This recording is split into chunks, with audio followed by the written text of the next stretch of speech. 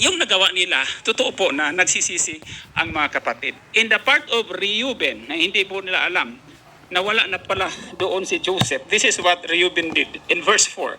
And Reuben tore his garments and he said, "The child is not there, and how shall I recognize my father about him if he is dead, if he be dead?" And he went to his brethren and found them grieving. O di naghihinagpi sila. Sila po ay nalulungkot.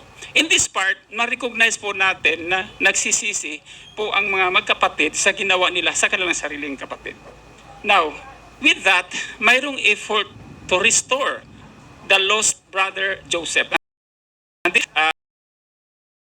verse 2, it says, "And Reuben returned to the pit," or yung hukay, "in which Joseph had been put, in order to lift him out and restore him to his father. And Reuben stood by the pit, and he heard not a word, and he called out, Joseph, and no one answered or attended or uttered word." So walang nagsalita.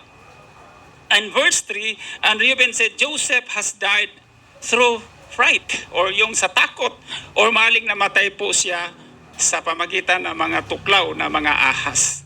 Ang pagbaba ni Reuben doon sa hukay o sa balon ay isang pagpakita ng pagsisisi at ma-restore ang nawawalang kapatid na si Joseph. But there is a repentance, there is an effort to restore the damage on their part.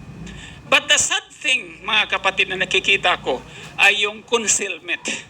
Now, I would like to define concealment in military parlance. Allow me to define concealment in order for us to better understand the concealment did by the brothers. Una, when we talk about concealment sa military, mayroong word na cover.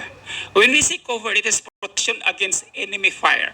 Halimbawa, nagko-cover ka sa bato, nagko-cover ka sa bunker na bomb-proof o isang matigas na object para hindi ka matamaan sa mga